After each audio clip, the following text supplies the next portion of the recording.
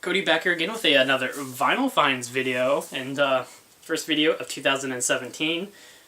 Obviously, the first Vinyl Finds video of 2017 as well, and definitely been slacking a little while, and not really been making too many videos, but definitely hope that changes in this new year of 2017, and hopefully to have some more videos up outside of just doing Vinyl Finds videos.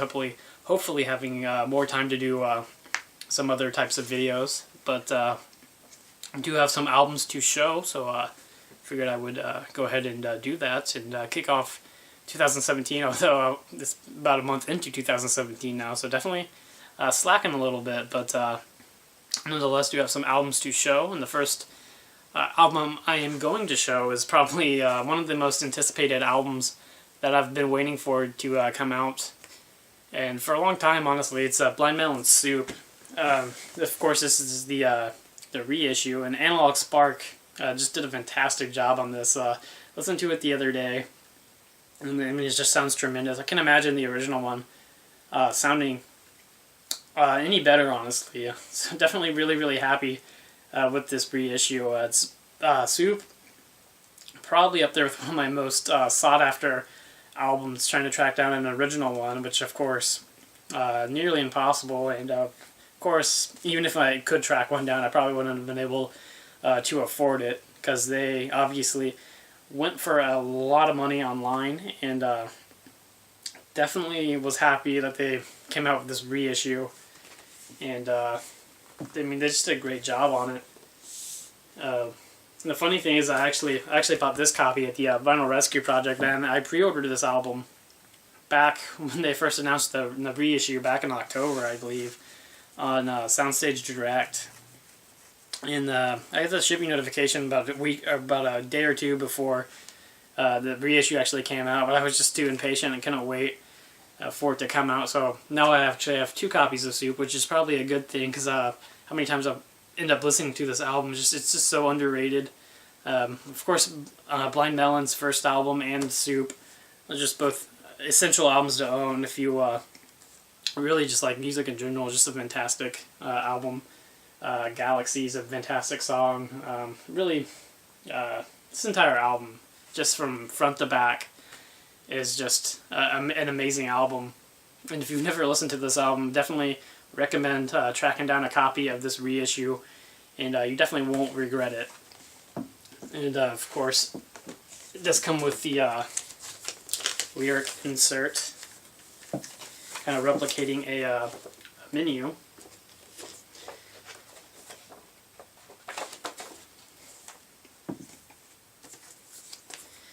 And there is the album. Definitely plan on listening to this one many more times, and then it's definitely, I mean, it's probably a good thing that I ended up with 2 copies of that album, because I probably definitely need a backup. But did get a few more albums at the Vinyl Rescue Project as well. Got this 1986 original Soul Asylum Made to Be Broken album. Really always trying to find Soul Asylum stuff. I don't really come across them too much, but came across this one and definitely had to pick it up. Really enjoy Soul Asylum's earlier stuff as well. It's kind of has some, I want to say maybe some punk sound to it, but it's definitely just an amazing album. Definitely an underrated album from Soul Asylum, in my opinion. I feel like you kind of hear more about their 90s albums, like Let Your Dim Light Shine and like Runaway Train and all that kind of Soul Asylum stuff, but their stuff from the 80s is pretty solid, and definitely was happy to track this one down as well. I mean, it wasn't very expensive either, so that's a plus, as well as the label there. Nothing too special there. It's on Twin Tone label, and got a few albums from the Vinyl Rescue Project. I mean, go there all the time, and not at the same time. It's probably been collecting albums there for the last month or so since the last time, and also picked up the Screaming Tribesmen, Bones and Flowers. This is an original 1988 album, and it's still sealed. I don't know if I'm going to open it or not. it's kind of hard for me to bring myself to open up something that's been sealed for 30 years, but it's not like it's a rare album or anything, so might crack it open and give it a listen and check the vinyl out. And I think it's on clear vinyl as well, but I mean, obviously still sealed, so I can't really confirm or deny that. But Screaming Tribesmen, a pretty good band from Australia. And then another album I picked up at the Vinyl Rescue Project. It's Soul Asylum Core. This is the music on vinyl version of this album, and been trying to track this one down for a while. I mean, of course you can get them on Discogs and stuff like that, but always just try to wait and find these music on vinyl albums at an actual record store. And it seems like the Vinyl Rescue Projects he's been getting more of these in more frequently, and so I've been picking up some there. And of course this one just sounds amazing. I actually don't know if I've ever heard a bad sounding music on vinyl pressing. All their stuff is just really solid, and I'm sure it kind of varies with what source they use, but this one definitely just an amazing album. Of course, Stone Temple Pilots' first album. There's just a lot of great songs on here as well. Dead and Bloated, Sex Type Thing, Wicked Garden, Creep, Plush, Wet My Bread, Cracker Man. Definitely been needing to get this one for a long time, and of course it's on 3 sides. And the 4th side actually has a really cool laser etching on the back.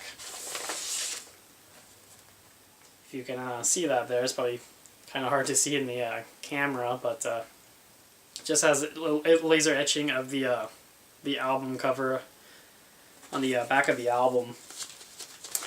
But a very cool album from Stone Temple Pilots. Can't really go wrong with anything from Stone Temple Pilots. And there's actually just a few more albums. I think there's only 2 more albums I need to get of theirs until I have a complete discography of STP.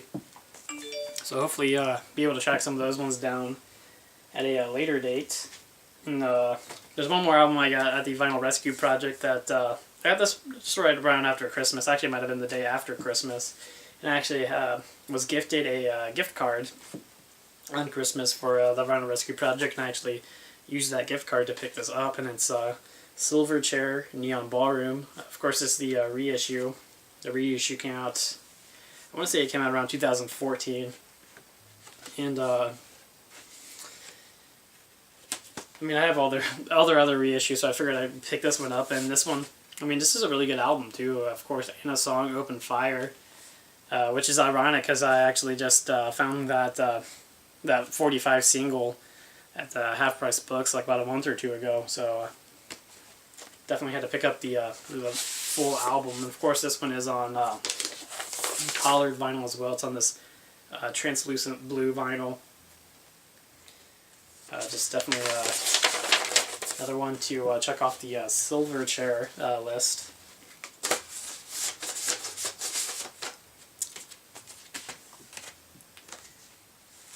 And then picked this one up at Barnes & Noble. It's the 2017 Start Your Ear Off Right. Hootie and the Blowfish, Cracked Rear View. Definitely was happy to see this one get a reissue too, and it seems like a lot of really great albums from the 90s are starting to get reissued, or more albums are starting to get reissued.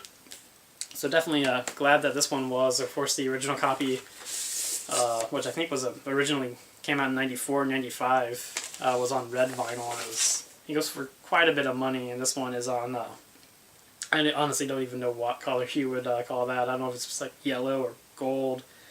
Not really too appealing of a color, but nonetheless it is on colored vinyl. And I mean, it just sounds pretty good. I can imagine the original one sounding really any better, but another album that I am glad that they reissued. I'm not like the biggest Hootie and the Blowfish fan, but they definitely do have some really great songs. And I really enjoy their first 2 albums especially, and just definitely had to pick that one up nonetheless.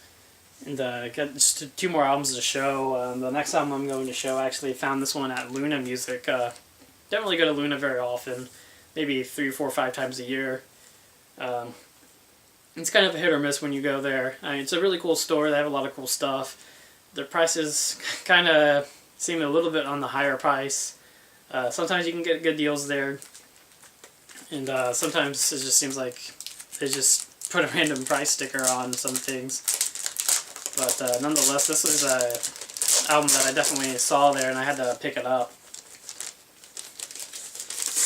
And it is, of course, Neil Young and Crazy Horse Sleeps with Angels, an original 1994 copy.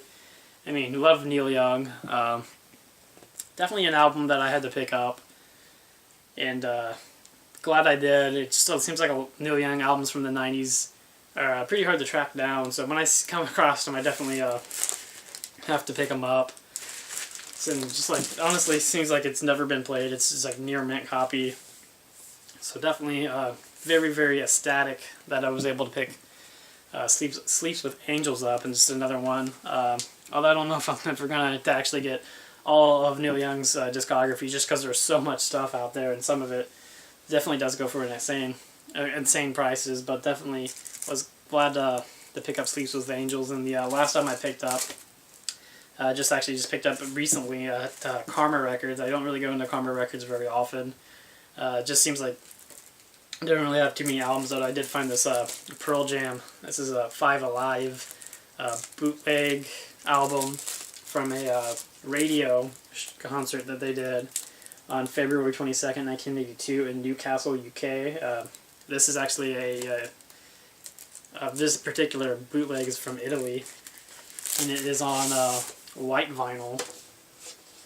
I listened to it earlier. It doesn't sound, it's not bad quality. I mean, it's what you would expect. It's not the best sounding. It's not the worst sounding. It's definitely just kind of a sucker when I come across Pearl Jam albums that I don't have, so I had to pick it up.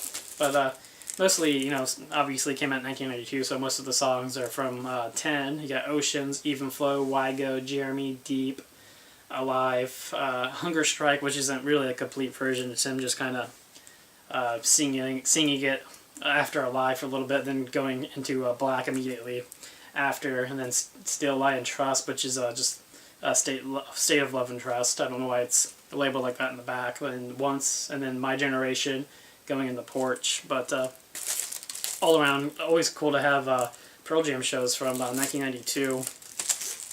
But that is all the vinyl finds that I have, and hope to have more videos up soon, and definitely will continue to be buying albums for sure. And into 2017, it's actually kind of crazy, because I was just thinking about the other day that it's almost been about 3 years now since I started making record videos on YouTube. So I definitely hope to keep it up. And anyway, guys, I really have nothing else to say. So thanks again, guys, for watching. Everyone.